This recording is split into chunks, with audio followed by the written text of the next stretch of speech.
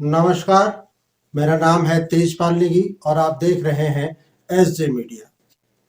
हिमाचल प्रदेश में हुए 4 सीटों के लिए लोकसभा चुनाव और 6 सीटों के लिए हुए विधानसभा के उपचुनावों के नतीजे आ चुके हैं और भारतीय जनता पार्टी को लोकसभा चुनाव में 100% सीटें हिमाचल के मतदाताओं ने दे दी हैं।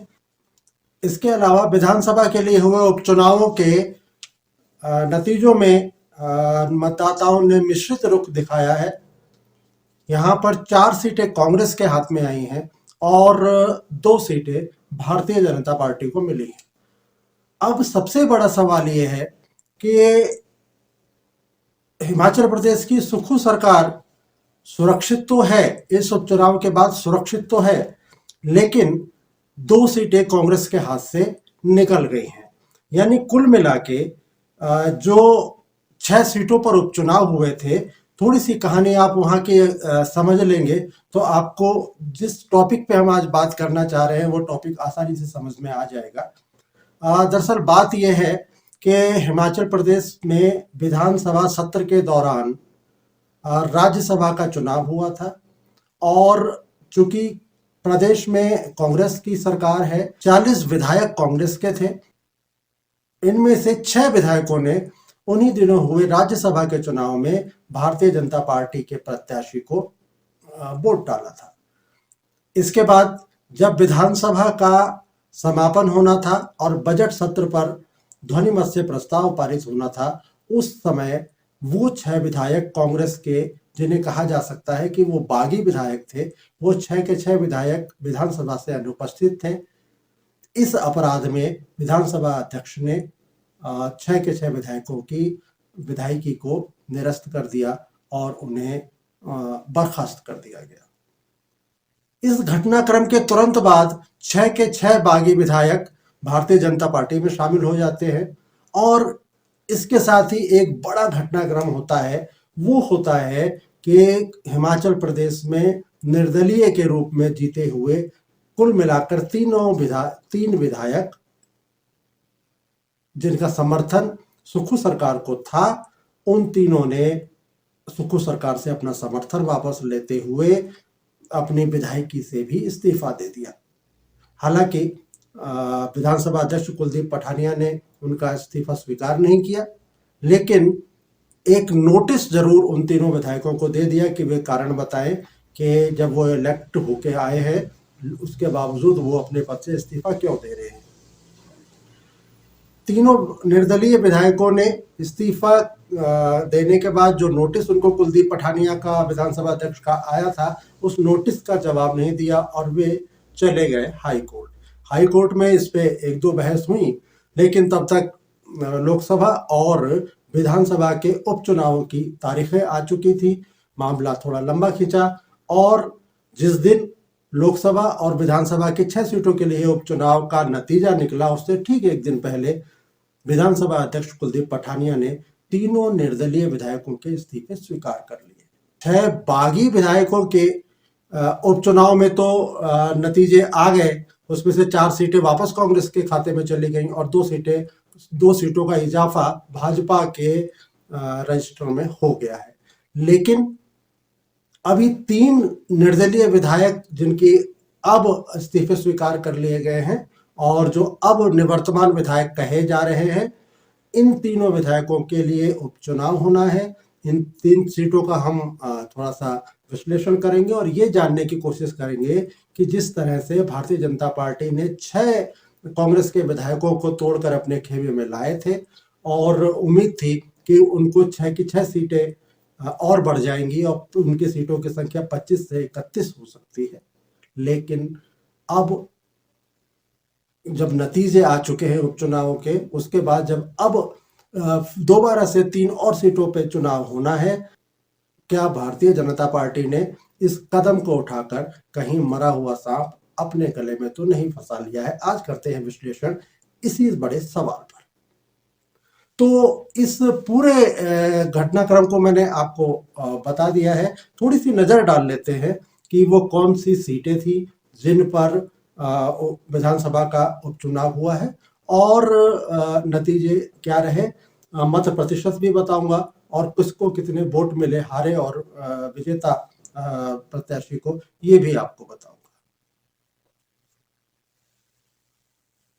तो सबसे पहले हम बात करते हैं उपचुनावों में कुटलहड़ विधानसभा की, जहां पर कांग्रेस के विवेक शर्मा बिक्कू ने 36,853 वोट अर्जित किए हैं और भारतीय जनता पार्टी के देवेंद्र कुमार भुट्टो को 31,497 वोट मिले हैं। इस तरह से भुट्टो को यहाँ पर 5,356 वोटों से हार का सामना करना पड़ा है। यह है कुटलहड़ विधानसभा। इसके बाद अगली विधानसभा है धर्मशाला। कुटलहड़ में जीत कांग्रेस के प्रत्याशी की हुई है, कांग्रेस को एक सीट मिली है यहाँ पर। अब आते हैं धर्मशाला पे। धर्मशाला में भारतीय जनता पार्टी और कांग्रेस के बीच में सीधा मुकाबला था।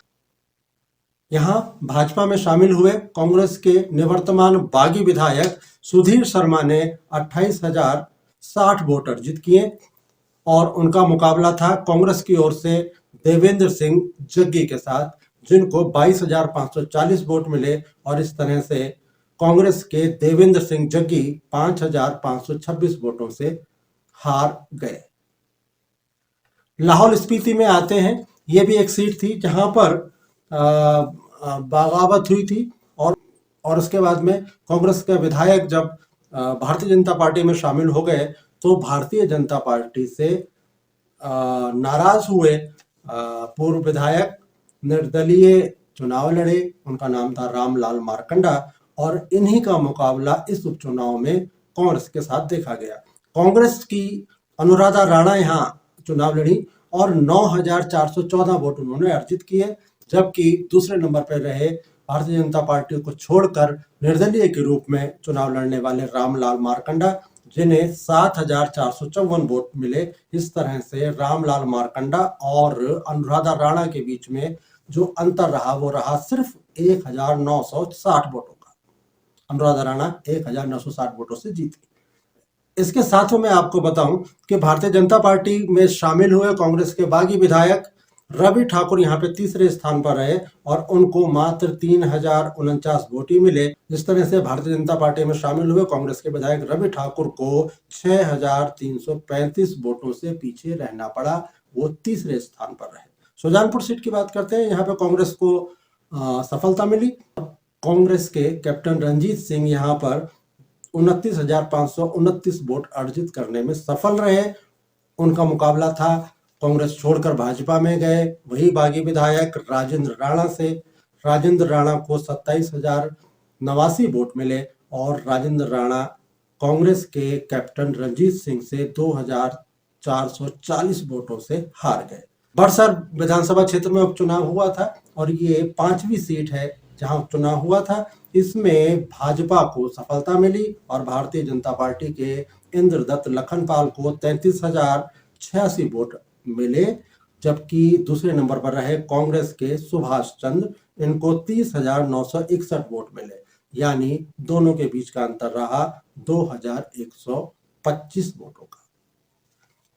गगरेट विधानसभा क्षेत्र में भारतीय जनता पार्टी में शामिल हुए कांग्रेस के बागी विधायक चैतन्य शर्मा को करारी हार का सामना करना पड़ा है और यहाँ पे जो उपचुनाव हुए थे 6 सीटों पर, इनमें कांग्रेस को छोड़ के जाने वाले चैतन्य शर्मा को सबसे बड़ी हार का सामना करना पड़ा है। यहाँ पे कांग्रेस के राकेश कालिया को 35,768 वोट मिले हैं, जबकि भारतीय जनता पार्टी के चैतन्य शर्मा को 27,281 वोट ही मिल सके हैं।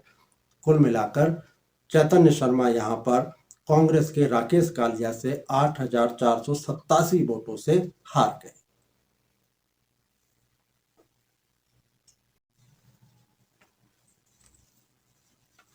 और अब बात करते हैं उन सीटों की जहां पर अब उपचुनाव होना है और इस उपचुनाव में वो सीटें कौन कौन सी होंगी, जरा इस पे भी हम चर्चा कर लेते हैं। ये सीट है पहली, सोलन जिले के अंतर्गत आती है नालागढ़ सीट।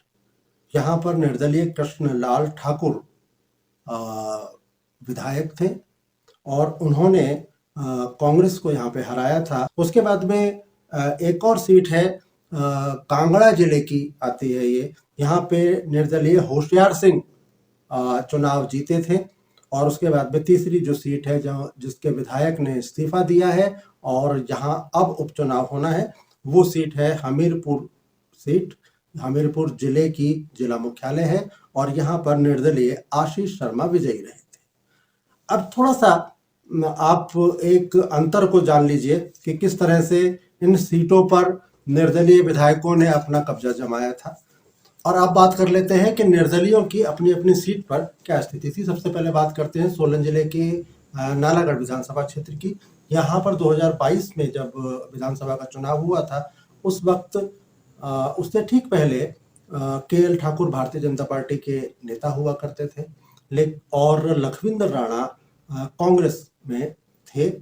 और एन मौके पर चुनाव से ठीक पहले लखविंदर राणा ने पलटी मारी और वो भारतीय जनता पार्टी में शामिल हो गए। जब लखविंदर राणा भारतीय जनता पार्टी में शामिल हुए तो के.एल. ठाकुर इस बात से नाराज हुए। उन्हें लगा कि संभवतः उन्हें टिकट अब नहीं मिलने वाला है और उन्होंने निर्दलीय चुनाव लड़ने का संकल्प ले लिया। इससे पहले कि बीजेपी और कांग्रेस अपने टिकट घोषित करती, के.एल. ठाकुर विधानसभा क्षेत्र में घूम घूम कर ये साबित कर चुके थे मतदाताओं के बीच में कि उनके साथ अन्याय हुआ है। और जनता भी ये समझ चुकी थी कि पूरे 5 साल तक लगातार भारतीय जनता पार्टी के लिए मेहनत करने वाले व्यक्ति ने ऐसा क्या किया कि अचानक भाजपा को लगा कि प्रत्याशी बदल दिया जाए। शायद यही सहानुभूति के.एल. ठाकुर के साथ रही और के.एल. ठाकुर को इस सीट पर 2022 के विधानसभा चुनाव में अच्छी खासी सफलता दर्ज हुई। मैं आपको आंकड़े बता देता हूं। के.एल. ठाकुर को 2022 में 33,427 वोट पड़े थे, यानी उनको 42.02% वोट नालागढ़ विधानसभा से मिले थे। दूसरे नंबर पर रहे थे कांग्रेस के हरदीप बाबा। जब लखविंदर राणा कांग्रेस छोड़ गए तो हरदीप बाबा को कांग्रेस ने अपना प्रत्याशी बनाया और हरदीप बाबा इंटक के प्रदेश अध्यक्ष हैं। और हरदीप बाबा ने 20,163 वोट अर्जित किए थे। लखविंदर राणा भारतीय जनता पार्टी से चुनाव लड़े और उनको मात्र 17,273 वोट ही पड़ सके। इस तरह से हरदीप बाबा को 26.85% वोट मिले थे। लखविंदर राणा को यहाँ पे तीसरा स्थान मिला था। अब स्थिति यह है कि लखविंदर राणा भी भारतीय जनता पार्टी में है और निर्दलीय के रूप में चुनाव जीतने वाले के.एल. ठाकुर भी अब भारतीय जनता पार्टी में शामिल हो गए हैं। दोनों नेताओं के बीच में जो दुश्मनी है राजनीतिक, वो एक बार फिर सतह पे आई। लेकिन भारतीय जनता पार्टी ने कुछ इस तरह से मैनेजमेंट किया कि लखविंदर राणा फिलहाल भाजपा में ही है और अब उनका दावा यह है कि जो भी प्रत्याशी होगा मैं उसको जिताऊंगा। कितनी उनको सफलता मिलेगी ये तो चुनाव के बाद ही पता लगेगा। दूसरी सीट है कांगड़ा के अंतर्गत आती है, यह है देहरा सीट। यहाँ पर निर्दलीय होशियार सिंह चुनाव जीते थे और अब वो अपना पद से इस्तीफा देने के बाद भारतीय जनता पार्टी में शामिल हो गए हैं। 2022 में जब विधानसभा चुनाव हुआ था तो निर्दलीय के रूप में उन्होंने 22,997 वोट अर्जित किए थे, यानी उनको 37.96% वोट मिले थे।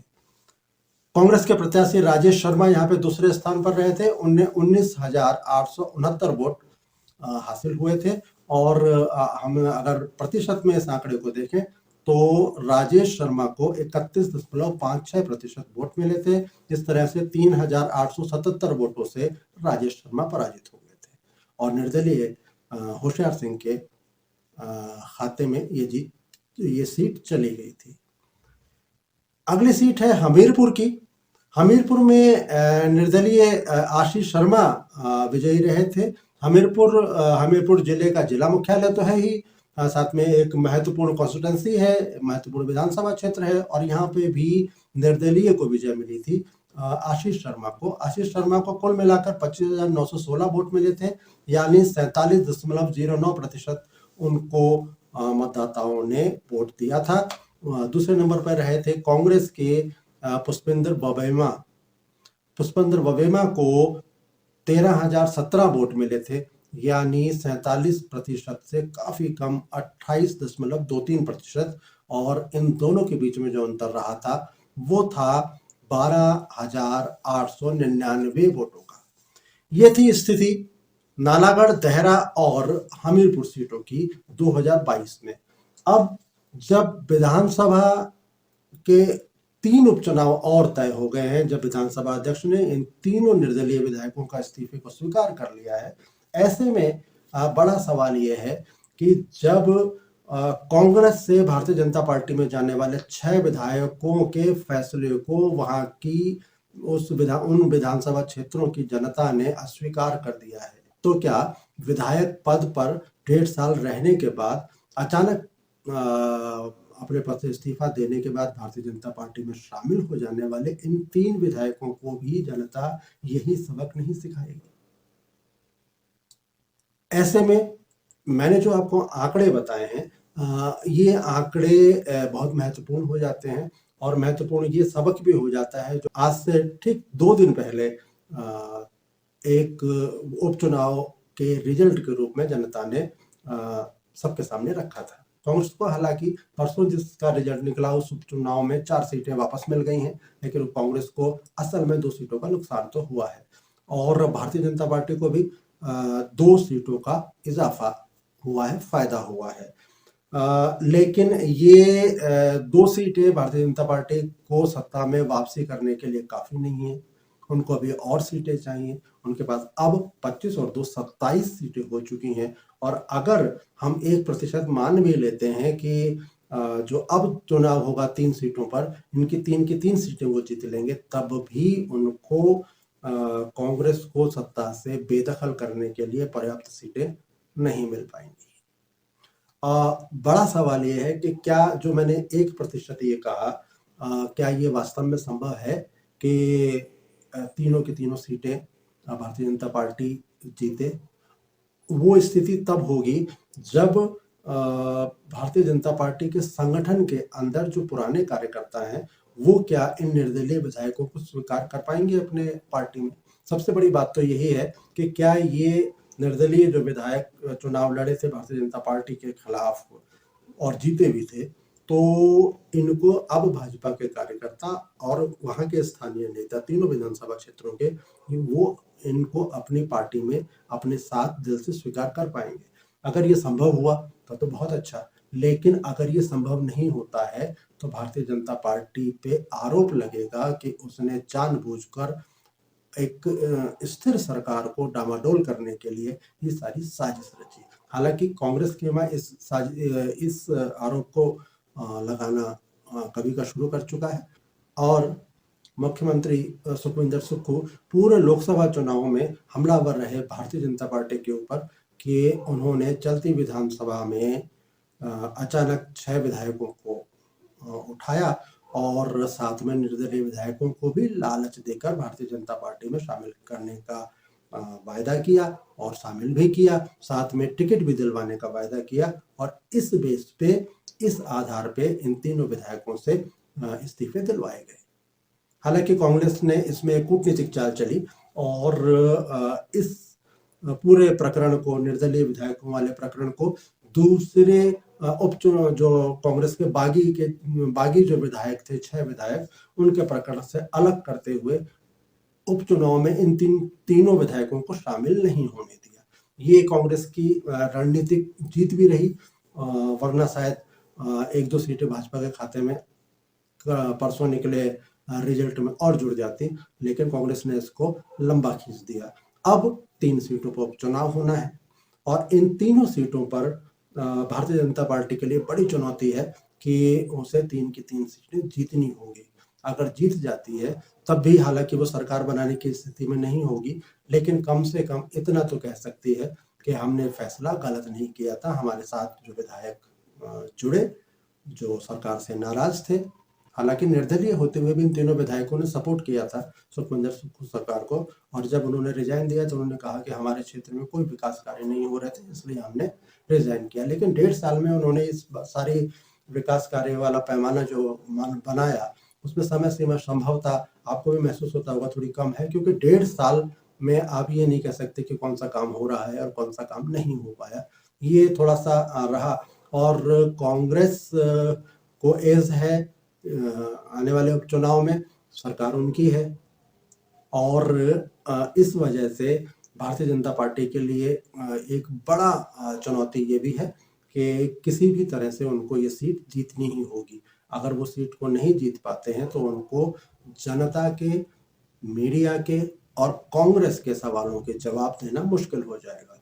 फिलहाल जो स्थिति दिखाई पड़ रही है उससे यही लग रहा है कि भारतीय जनता पार्टी ने निर्दलीय विधायकों का फैसला करवा के उनसे पहले रिजाइन करवाया और उसके बाद में फिर उसके बाद उसको भाजपा में शामिल करा के अपनी पार्टी में भी विद्रोह की चिंगारी को हवा दे दी है। अगर किसी भी वजह से ये तीनों सीटें हारते हैं, जो जिस तरह से उपचुनाव के परिणाम आए, 4 सीटें कांग्रेस के फेवर में गई और 2 सीटें भारतीय जनता पार्टी को मिली, अगर इसी तरह से चुनाव के नतीजे रहे तो हम कह सकते हैं कि भाजपा ने अपने गले में मरा हुआ सांप डाल लिया था।